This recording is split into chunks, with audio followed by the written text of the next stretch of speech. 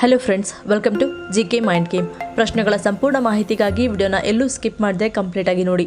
ಇವತ್ತಿನ ಪ್ರಶ್ನೆಗಳಲ್ಲಿ ಮೊದಲನೇ ಪ್ರಶ್ನೆ, ಮಾನವ ದೇಹದಲ್ಲಿ ಕಂಡುಬರುವ ಯೂರಿಕ್ ಆಸಿಡ್ ಎಂದರೆ ಏನು? ಆಪ್ಷನ್ಸ್: ಎ ತ್ಯಾಜ್ಯ ವಸ್ತು, ಬಿ ಅನಿಲ, ಸಿ ಹರಳುಗಳು, ಡಿ ದ್ರವ.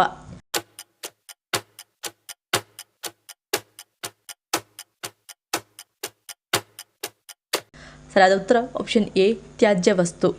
ಇತ್ತೀಚಿನ ಕೆಟ್ಟ ಆಹಾರ ಪದ್ಧತಿ ಮತ್ತು ಜೀವನ ಶೈಲಿಯಿಂದಾಗಿ ಅಧಿಕ ಯೂರಿಕ್ ಆಮ್ಲದ ಸಮಸ್ಯೆ ಬಹುತೇಕ ಜನರನ್ನು ಕಾಡುತ್ತಿದೆ. ಯೂರಿಕ್ ಆಮ್ಲವು ನಮ್ಮ ದೇಹದಲ್ಲಿ ಇರುವ ಒಂದು ತ್ಯಾಜ್ಯ ವಸ್ತುವಾಗಿದ್ದು, ಇದು ಪ್ಯೂರಿನ್ ಎಂಬ ರಾಸಾಯನಿಕದ ವಿಭಜನೆಯಿಂದ ರೂಪುಗೊಳ್ಳುತ್ತದೆ. ಸಾಮಾನ್ಯವಾಗಿ ಮೂತ್ರಪಿಂಡಗಳು ಅದನ್ನು ಶೋಧಿಸಿ ಮೂತ್ರದ ಮೂಲಕ ದೇಹದಿಂದ ತೆಗೆದುಹಾಕುತ್ತವೆ. ಆದರೆ ಮೂತ್ರಪಿಂಡವು ಸರಿಯಾಗಿ ಕಾರ್ಯನಿರ್ವಹಿಸಲು ವಿಫಲವಾದಾಗ ಅದು ಕೀಲುಗಳ ಸುತ್ತಲೂ ಹರಳುಗಳ ರೂಪದಲ್ಲಿ ಸಂಗ್ರಹವಾಗಲು ಪ್ರಾರಂಭಿಸುತ್ತವೆ. ಇದರಿಂದಾಗಿ ಕೀಲು ನೋವು, ಊತ ಮತ್ತು ನಡೆಯಲು ತೊಂದರೆ ಮುಂತಾದ ಸಮಸ್ಯೆಗಳನ್ನು ಎದುರಿಸಬೇಕಾಗುತ್ತದೆ. ಎರಡನೇ ಪ್ರಶ್ನೆ, ಯಾವುದರ ಕೊರತೆಯು ಸ್ನಾಯುಗಳ ದೌರ್ಬಲ್ಯಕ್ಕೆ ಪ್ರಮುಖ ಕಾರಣವಾಗುತ್ತದೆ?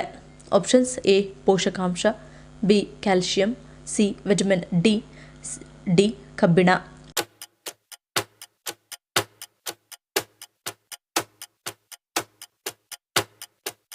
ಸರಿಯಾದ ಉತ್ತರ ಆಪ್ಷನ್ ಸಿ ವಿಟಮಿನ್ ಡಿ.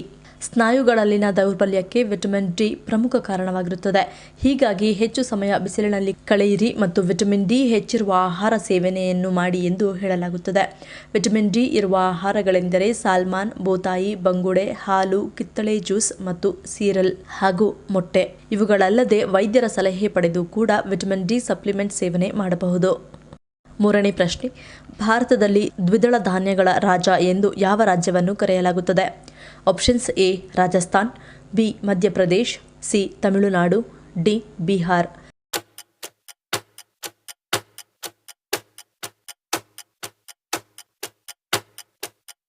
ಸರಿಯಾದ ಉತ್ತರ ಆಪ್ಷನ್ ಎ ರಾಜಸ್ಥಾನ್. ದ್ವಿದಳ ಧಾನ್ಯಗಳ ರಾಜ ಎಂದು ಸಾಮಾನ್ಯವಾಗಿ ಕರೆಯಲ್ಪಡುವ ರಾಜಸ್ಥಾನವು ವಾಯುವ್ಯ ಭಾರತದಲ್ಲಿದೆ. ಶುಷ್ಕ ಹವಾಮಾನದ ಹೊರತಾಗಿಯೂ ರಾಜ್ಯವು ದೇಶದಲ್ಲಿ ದ್ವಿದಳ ಧಾನ್ಯಗಳ ಪ್ರಮುಖ ಉತ್ಪಾದಕನಾಗಿ ಹೊರಹೊಮ್ಮಿದೆ. ಈ ಸಾಧನೆಗೆ ಅದರ ವಿಶಾಲವಾದ ಕೃಷಿ ಭೂಮಿ, ಆಧುನಿಕ ಕೃಷಿ ಪದ್ಧತಿಗಳ ಅಳವಡಿಕೆ ಮತ್ತು ದ್ವಿದಳ ಧಾನ್ಯಗಳ ಕೃಷಿಯನ್ನು ಬೆಂಬಲಿಸುವ ಅನುಕೂಲಕರ ಹವಾಮಾನ ಪರಿಸ್ಥಿತಿಗಳು ಕಾರಣ. ನಾಲ್ಕನೇ ಪ್ರಶ್ನೆ, ಮಹಿಳೆಯರನ್ನು ಕಾಡುವ ಬಿಳಿ ಸ್ರಾವ ಸಮಸ್ಯೆಯನ್ನು ದೂರ ಮಾಡುವ ಪಾನೀಯ ಯಾವುದು? ಆಪ್ಷನ್ಸ್: ಎ ಶೇಂದಿ, ಬಿ ಎಳನೀರು, ಸಿ ದಾಳಿಂಬೆ ಜ್ಯೂಸ್, ಡಿ ಮಜ್ಜಿಗೆ.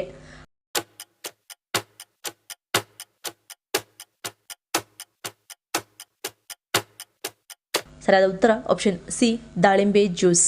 ದಾಳಿಂಬೆ ರಸದಲ್ಲಿ ಉತ್ಕರ್ಷಣ ನಿರೋಧಕಗಳು ಕಂಡುಬರುತ್ತವೆ. ಇದು ಫ್ರೀ ರಾಡಿಕಲ್ಗಳಿಂದ ಉಂಟಾಗುವ ಹಾನಿಯಿಂದ ರಕ್ಷಿಸುತ್ತದೆ.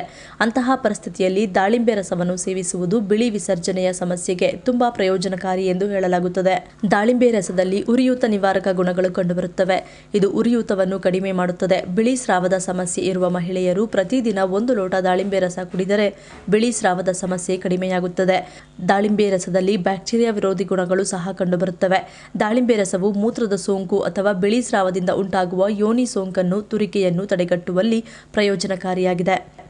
ಐದನೇ ಪ್ರಶ್ನೆ, ಮಣ್ಣಿನ ಮಡಿಕೆಯಲ್ಲಿ ನೀರು ತಣ್ಣಗಾಗಲು ಕಾರಣವೇನು? ಆಪ್ಷನ್ಸ್: ಎ ಮಣ್ಣು, ಬಿ ನೈಸರ್ಗಿಕ ರಚನೆ, ಸಿ ಪ್ರತಿಕ್ರಿಯೆ, ಡಿ ಮೇಲಿನ ಎಲ್ಲವೂ.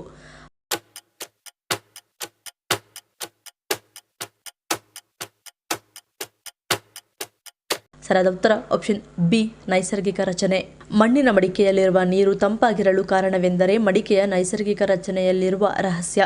ಮಣ್ಣಿನ ಮಡಿಕೆಯ ಮೇಲ್ಮೈಯಲ್ಲಿ ಸಣ್ಣ ರಂಧ್ರಗಳಿವೆ. ಇವುಗಳ ಮೂಲಕ ಮಡಿಕೆಯೊಳಗಿನ ನೀರು ನಿಧಾನವಾಗಿ ಹೊರಬಂದು ಗಾಳಿಯಲ್ಲಿ ಆವಿಯಾಗುತ್ತದೆ. ಈ ಆವಿಯಾಗುವಿಕೆ ಪ್ರಕ್ರಿಯೆಗೆ ಶಕ್ತಿಯ ಅಗತ್ಯವಿರುತ್ತದೆ. ಆ ಶಕ್ತಿಯನ್ನು ನೀರಿನಿಂದ ತೆಗೆದುಕೊಳ್ಳಲಾಗುತ್ತದೆ. ಹೀಗಾಗಿ ಅದು ತಂಪಾಗಿಸುವ ಪರಿಣಾಮವನ್ನು ಉಂಟುಮಾಡುತ್ತದೆ. ಈ ಆವಿಯಾಗುವಿಕೆಯ ಪ್ರಕ್ರಿಯೆಯಲ್ಲಿ ಮಡಿಕೆಯ ಮೇಲ್ಭಾಗದಿಂದ ಶಾಖವನ್ನು ಒಯ್ಯಲಾಗುತ್ತದೆ. ಇದು ಒಳಗಿನ ನೀರನ್ನು ತಂಪಾಗಿಸುತ್ತದೆ. ಇದನ್ನು ವೈಜ್ಞಾನಿಕವಾಗಿ ಆವಿಯಾಗುವ ತಂಪಾಗಿಸುವಿಕೆ ಎಂದು ಕರೆಯಲಾಗುತ್ತದೆ. ಆರನೇ ಪ್ರಶ್ನೆ, ಕಣ್ಣಿಗೆ ವಿಷ ಉಗುಳುವ ನಾಗರಹಾವು ಭಾರತದ ಯಾವ ಒಂದು ಸ್ಥಳದಲ್ಲಿ ಮಾತ್ರ ಕಂಡುಬರುತ್ತದೆ? Options: A Himachal Pradesh, B Andaman, C Goa, D Karnataka.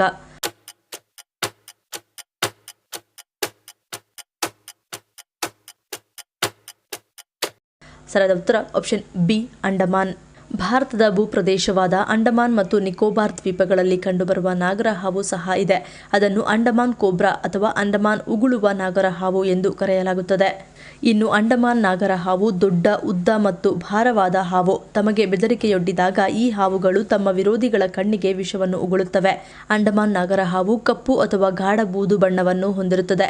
ಈ ಹಾವಿನ ಕಡಿತದಿಂದ ತಲೆನೋವು, ವಾಕರಿಕೆ, ವಾಂತಿ, ಹೊಟ್ಟೆ ನೋವು ಮತ್ತು ಪಾರ್ಶ್ವವಾಯು ಮುಂತಾದ ರೋಗಲಕ್ಷಣಗಳನ್ನು ಉಂಟುಮಾಡುತ್ತದೆ.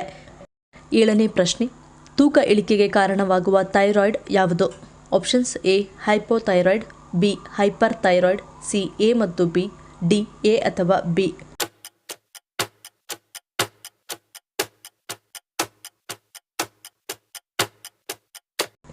ಸರಿಯಾದ ಉತ್ತರ option B hyperthyroid. Hyperthyroidism ತೂಕ ಇಳಿಕೆಗೆ ಕಾರಣವಾಗುವ ಥೈರಾಯ್ಡ್. ಇದರಲ್ಲಿ ವ್ಯಕ್ತಿಯ ತೂಕ ಇಳಿಯಲಾರಂಭಿಸುತ್ತದೆ. ನಿಮ್ಮ ಥೈರಾಯ್ಡ್ ಗ್ರಂಥಿಯು ಅಧಿಕ ಪ್ರಮಾಣದಲ್ಲಿ ಥೈರಾಯ್ಡ್ ಹಾರ್ಮೋನ್ಗಳನ್ನು ಉತ್ಪಾದಿಸಿದಾಗ ಹೈಪರ್ ಥೈರಾಯ್ಡಿಸಮ್ ಸಂಭವಿಸುತ್ತದೆ. ಈ ಸ್ಥಿತಿಯಲ್ಲಿ ನಿಮ್ಮ ದೇಹದ ಚಯಾಪಚಯ ಕ್ರಿಯೆ ತುಂಬಾ ವೇಗವಾಗುತ್ತದೆ.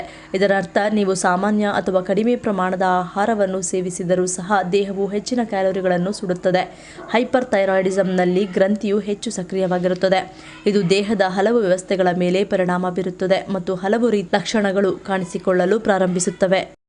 8ನೇ ಪ್ರಶ್ನೆ, ಸ್ನಾನ ಮಾಡುವಾಗ ಮೂತ್ರ ವಿಸರ್ಜಿಸುವುದರಿಂದ ಏನಾಗುತ್ತದೆ? ಆಪ್ಷನ್ಸ್: ಎ ಸೋಂಕು, ಬಿ ಚರ್ಮ ಕಾಯಿಲೆ, ಸಿ ರೋಗಗಳ ಹರಡುವಿಕೆ, ಡಿ ಯಾವುದೂ ಅಲ್ಲ.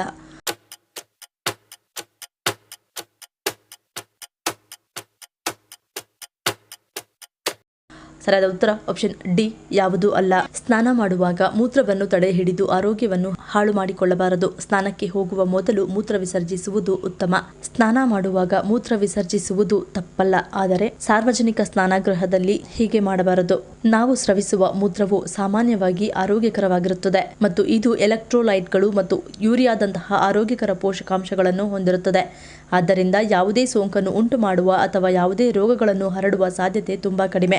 ಆದಾಗ್ಯೂ ಸಾರ್ವಜನಿಕ ಸ್ನಾನಗೃಹದಲ್ಲಿ ಮೂತ್ರ ವಿಸರ್ಜನೆಯ ಅಪಾಯವೆಂದರೆ ನೀವು ಶೌಚಾಲಯವನ್ನು ಹಂಚಿಕೊಳ್ಳುತ್ತಿರುವ ವ್ಯಕ್ತಿಯ ಮೂತ್ರನಾಳದ ಸೋಂಕಿನಿಂದ ಬಳಲುತ್ತಿದ್ದರೆ. ಹೀಗಿರುವಾಗ ಸ್ನಾನದ ಸಮಯದಲ್ಲಿ ಮೂತ್ರ ವಿಸರ್ಜಿಸುವುದರಿಂದ ಕೆಲವು ಬ್ಯಾಕ್ಟೀರಿಯಾಗಳು ಸೇರಿಕೊಂಡು ಸೋಂಕು ಉಂಟಾಗುವ ಸಾಧ್ಯತೆ ಹೆಚ್ಚಾಗಿರುತ್ತದೆ. 9ನೇ ಪ್ರಶ್ನೆ, ಮಾವಿನ ಹಣ್ಣು ತಿಂದ ನಂತರ ಏನು ಮಾಡುವುದರಿಂದ ಜೀವಕ್ಕೆ ಕುತ್ತು ಬರುತ್ತದೆ? ಆಪ್ಷನ್ಸ್: ಎ ಬಾಯಿ ಮುಕ್ಕಳಿಸುವುದು, ಬಿ ನೀರು ಕುಡಿಯುವುದು, ಸಿ ನೀರು ಕುಡಿಯದಿರುವುದು, ಡಿ ಆಹಾರ ಸೇವನೆ.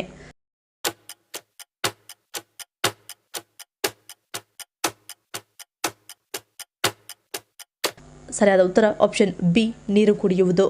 ಮಾವು ರುಚಿಕರವಾಗಿರುವುದರ ಜೊತೆಗೆ ಪೋಷಕಾಂಶಗಳಿಂದ ಕೂಡ ಸಮೃದ್ಧವಾಗಿದೆ. ಆದರೆ ಈ ಮಾವಿನ ಹಣ್ಣನ್ನು ತಿಂದ ಮೇಲೆ ಯಾವುದೇ ಕಾರಣಕ್ಕೂ ನೀರನ್ನು ಕುಡಿಯಬಾರದು. ಸಾಮಾನ್ಯವಾಗಿ ಸಾಕಷ್ಟು ಮಂದಿ ಹಣ್ಣು ತಿಂದ ಮೇಲೆ ನೀರು ಕುಡಿಯುತ್ತಾರೆ, ಆದರೆ ಮಾವಿನ ಹಣ್ಣು ತಿಂದ ನಂತರ ತಂಪು ಪಾನೀಯಗಳನ್ನು ಕುಡಿಯಬಾರದು. ಏಕೆಂದರೆ ಮಾವಿನ ಹಣ್ಣಿನಲ್ಲಿರುವ ಸಿಟ್ರಿಕ್ ಆಸಿಡ್ ಮತ್ತು ತಂಪು ಪಾನೀಯದಲ್ಲಿರುವ ಕಾರ್ಬೋನಿಕ್ ಆಮ್ಲ ಸೇರಿ ದೇಹದಲ್ಲಿ ವಿಷವನ್ನು ಸೃಷ್ಟಿಸುತ್ತದೆ. ಇದರಿಂದ ಪ್ರಾಣಕ್ಕೆ ಕುತ್ತು ಬರಬಹುದು ಎಂದು ಹೇಳಲಾಗುತ್ತದೆ ಮತ್ತು ಹೊಟ್ಟೆಯ ಸಮಸ್ಯೆಗಳನ್ನು ಎದುರಿಸಬೇಕಾಗುತ್ತದೆ. 10ನೇ ಪ್ರಶ್ನೆ, ಇಂಗ್ಲಿಷ್ನ ಗಾಡ್ ಎಂಬ ಪದದ ಪೂರ್ಣ ಅರ್ಥವೇನು?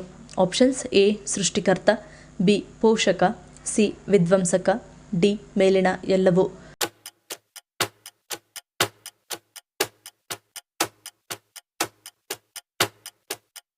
ಸರಿಯಾದ ಉತ್ತರ ಆಪ್ಷನ್ ಡಿ ಮೇಲಿನ ಎಲ್ಲವೂ. ಗಾಡ್ ಪದದ ಅತ್ಯಂತ ಜನಪ್ರಿಯವಾದ ಪೂರ್ಣ ರೂಪ ಎಂದರೆ ಜನರೇಟರ್, ಆಪರೇಟರ್, ಡೆಸ್ಟ್ರಾಯರ್, ಅಂದರೆ ಸೃಷ್ಟಿಕರ್ತ, ಪೋಷಕ ಮತ್ತು ವಿಧ್ವಂಸಕ. ಈ ಅರ್ಥವು ವಿಶೇಷವಾಗಿ ಹಿಂದೂ ಧರ್ಮದಲ್ಲಿ ಬ್ರಹ್ಮ ಅಂದರೆ ಸೃಷ್ಟಿಕರ್ತ, ಜನರೇಟರ್, ವಿಷ್ಣು ಎಂದರೆ ಸಂರಕ್ಷಕ, ಆಪರೇಟರ್ ಮತ್ತು ಶಿವ ಎಂದರೆ ವಿನಾಶಕ, ಡೆಸ್ಟ್ರಾಯರ್ ರೊಂದಿಗೆ ಸಂಬಂಧ ಹೊಂದಿದೆ. ವಿವಿಧ ಧರ್ಮಗಳು ಮತ್ತು ತತ್ವಶಾಸ್ತ್ರಗಳ ಪ್ರಕಾರ ಗಾಡ್ ದೇವರು ಕೇವಲ ಒಂದು ಪರಿಕಲ್ಪನೆ. ಅವನು ಸರ್ವವ್ಯಾಪಿ, ನಿರಾಕಾರ ಮತ್ತು ಅಮರ. ಹೀಗೆ ದೇವರು ಅಂದರೆ ಅನೇಕ ಜನರಿಗೆ ಭಕ್ತಿ ಭಾವ ಎಲ್ಲ ಒಂದೇ ಆಗಿದ್ದರೂ ದೇವರಿಗೆ ಹಲವು ನಾಮಗಳಿವೆ. ಗಾದೆ ಮಾತಿನಂತೆ ದೇವನೊಬ್ಬ ನಾಮ ಹಲವು ಎಂಬಂತೆ ಅನೇಕರು ನಂಬಿದ್ದಾರೆ. ಈ ಪ್ರಶ್ನೆಗಳಲ್ಲಿ ನೀವು ಎಷ್ಟು ಪ್ರಶ್ನೆಗಳಿಗೆ ಸರಿ ಉತ್ತರವನ್ನು ಕೊಟ್ಟರೆ ಅನ್ನೋದನ್ನು ಕಮೆಂಟ್ ಮಾಡಿ ತಿಳಿಸಿ. ಈ ವಿಡಿಯೋ ನಿಮ್ಗೆ ಇಷ್ಟ ಆಗಿದ್ರೆ ಮರಿದೇ ಲೈಕ್ ಮಾಡಿ, ಶೇರ್ ಮಾಡಿ, ಸಬ್ಸ್ಕ್ರೈಬ್ ಮಾಡಿ. ನನ್ನ ಚಾನಲ್ನ ಇನ್ನೂ ಸಬ್ಸ್ಕ್ರೈಬ್ ಮಾಡಿದೆ ಹಾಗೆ ವಿಡಿಯೋಸ್ ನೋಡ್ತಿದ್ರೆ ಪ್ಲೀಸ್ ಸಬ್ಸ್ಕ್ರೈಬ್ ಮಾಡಿ, ಸಪೋರ್ಟ್ ಮಾಡಿ. ಮತ್ತೊಂದು ಇಂಟ್ರೆಸ್ಟಿಂಗ್ ವಿಡಿಯೋನಿಗೆ ಸಿಗ್ತೀನಿ. Until love you all, take care.